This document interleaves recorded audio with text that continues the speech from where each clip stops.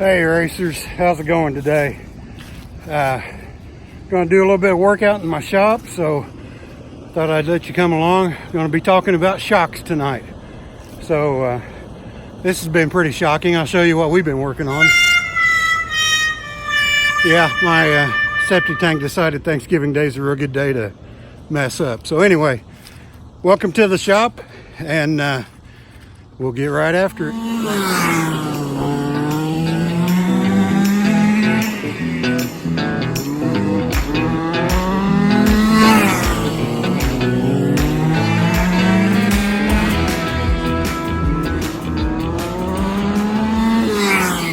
Okay guys, so what we're doing tonight is we're going to be taking apart and cleaning shock, and I'm going to show you how I do the bleeding on a shock.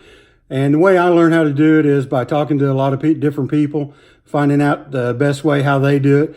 Now this is a Freddy's shock flow through shaft design, and the way I bleed this may be a little different than what some other types of shocks may need, or maybe a little different than what you do. So if you have a better way of doing it, or you see something I'm doing wrong that you feel could be improved, let us know in the comments below, and I'll pass that along to everybody else. I really appreciate it.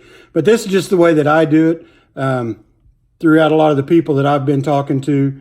So the first thing I'm going to do is take the spring off. So I'm going to take the rod end off the end. Take the spring retainer off.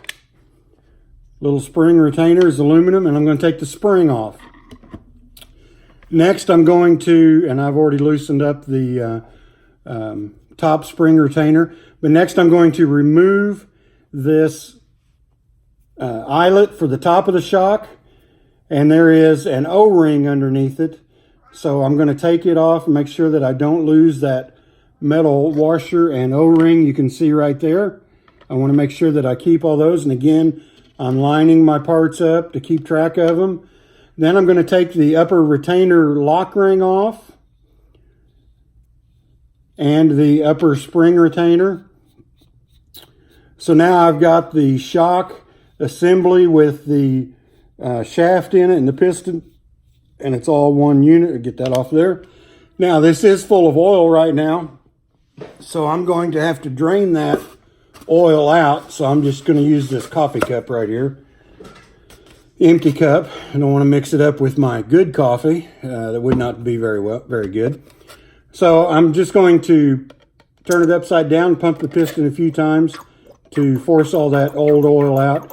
Now on tonight's work, what I'm doing on the shock, I'm not going to be doing a total disassembly on the shock because these are fairly new. I've only got a couple races on them. But there are a few O-rings inside the shock that you need to be aware of. And if you have any leaking problems along the shaft, you can replace the O-ring there. And if you have any leaking problems along the top, you can replace that O-ring as well. These shocks actually came with a second set of O-rings, a spare set, in case you need them. But no older than these shocks are, I haven't really had any problem with them yet to replace the O-rings. So now I've got the shock apart, I've got the oil drained out, and I am going to be using the same weight of oil that I used before. Now I've got this little bottle here. I think WCM sold these a few years ago. I don't know if they still do or not. But as you can see, it's got a threaded top on it with a little seal, and it just actually screws onto the top of this shock. Screw it down and put the seal on there. You don't have to do it real tight. Now, what I usually do, while I've got this inverted so that all the shock oil is up here in the top, I'm going to pump the shaft and the piston up and down a few times. Now, you can see those bubbles going up into the shock oil. That's what we're wanting to get rid of. We're wanting to get all the air out of the shock. So as I'm working this back and forth, I can feel those air bubbles leaving. I can see them going up into the bottle. So I'm going to keep pumping this back and forth slowly until I have a steady pressure going up and down, and I do not see any more air bubbles coming out of the shock. Now, one thing you need to be careful of, even though there may be a lot of the big bubbles may quit, you may still have some smaller bubbles. So you just want to kind of make sure that you're looking in there as you're working it back and forth. Now, another thing that I normally do is I've got a little shock stand here. I think Dan Mauger made this one. And I will set it up and put the shock in it and let it set for a while just to maybe let some more air flow. If there's any more air in the shock, let it kind of rise to the top. In this case, we're not going to have to do that tonight. So I'm just working that back and forth. Normally, I may leave the shock in that stand while I start tearing down one of the other shocks. And just kind of let the air work its way up toward the top. So as you can see, I'm working this back and forth. I don't have any more air bubbles coming out. So what I'm going to do now is I'm going to push the piston all the way up. And that's critical. Make sure you have that piston up. And then I'm going to unscrew this bottle of shock oil. So now I've got the shock full of fluid. The piston is in the top of the cylinder. I'm going to reinstall my spring upper retainer. I'm going to put it down there a pretty good ways so I can get the locking ring on it. Once I have it down a pretty good ways, then I'm going to put the locking ring on top. Now I'm ready to plug this hole. So I'm going to take my top eyelet with the O-ring and the washer and the nut. Make sure that you have that O-ring on there. As I took this one out, that nut kind of went down a little bit. So you can see that O-ring right there. I'm going to put that down on the threads. Then I'm going to just put it in the hole and tighten it up in the top of the shock.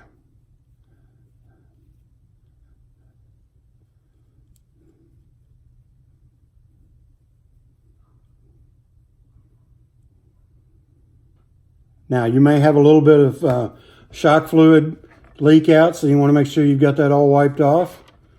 So what I've got now is I've got my piston still in the top of the shock. I've got my shock eye on top bolted in and with the O-ring and the washer. So this is now sealed.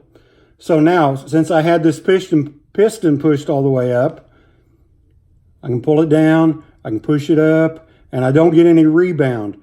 If I would have had this piston in the bottom, whenever I filled that with shock oil, then whenever I put that bolt on top, I probably would not have been able to push that up. If I had, whenever I stopped, the pressure would have forced it back down. So I can tell by feeling this, working this up and down, I don't have it skipping anywhere. I don't feel like I've got any air bubbles in it anymore. So this one feels pretty good to me. So I'm going to make sure that's good and tight. I'm going to probably put a little bit of a wrench on that nut and tighten it up. Then I'm going to go back with my spring and the spring lower retainer, and then I will put the eyelet back on, and then I will have a completed shock assembly.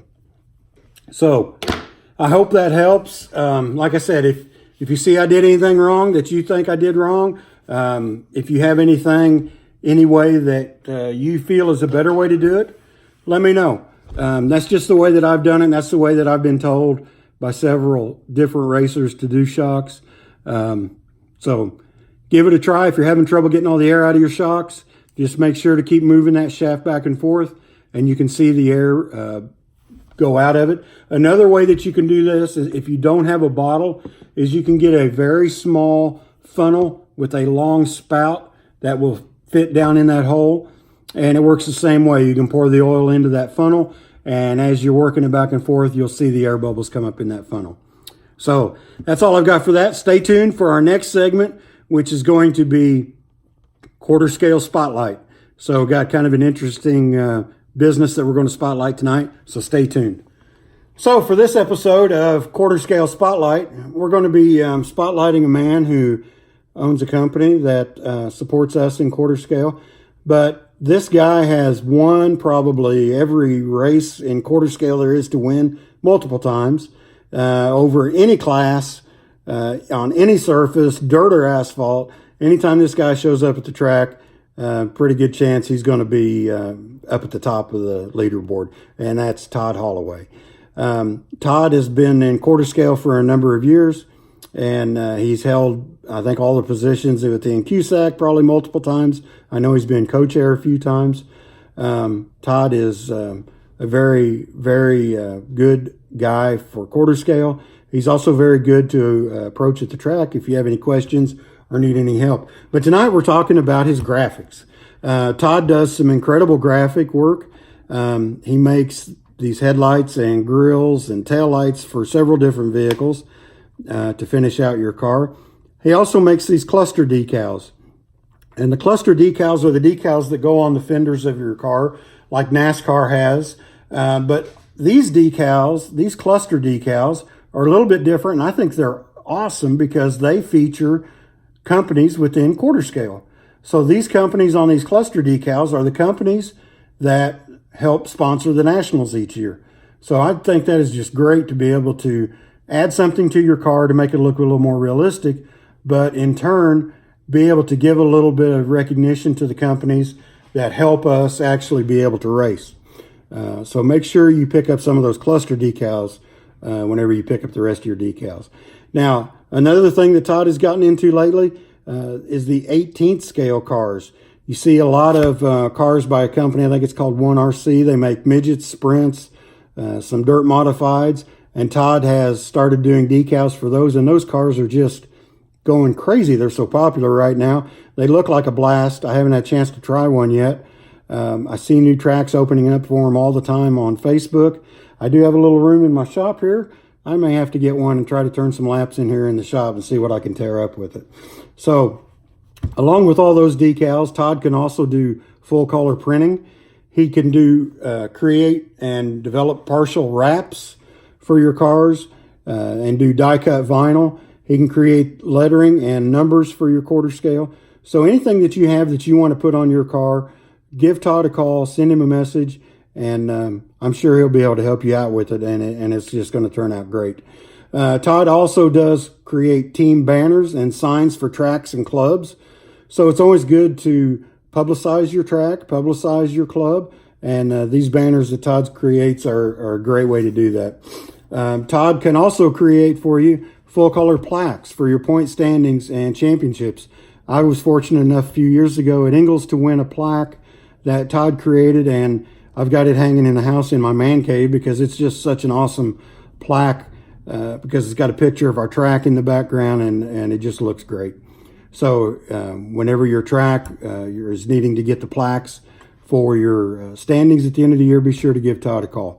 Now, you can reach Todd through email at todd@stickwithholloway.com, as well as on Facebook. You can look for Team Holloway Racing and Graphics. And Todd said that the great way to communicate with him is through Messenger.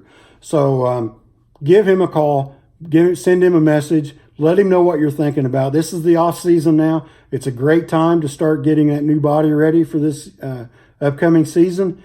Get a hold of Todd, figure out what you want to do graphics wise, and have a great new body for the next spring season. So thanks to Todd for being in our spotlight this time, and we'll just have to wait and figure out who's going to be in the spotlight next time. So until then, thanks for watching. Be sure to give us a like if you enjoyed our video. Be sure to click the subscribe button. We haven't got very many actual subscribers to our channel. Be sure to click that, and let me know what you think of the video. Give me any comments if you have anything that you think I should have done better, anything that will help racers in any way, any topics that you'd like to see covered, let us know. And we'll catch you all next time. Keep the trigger pushed.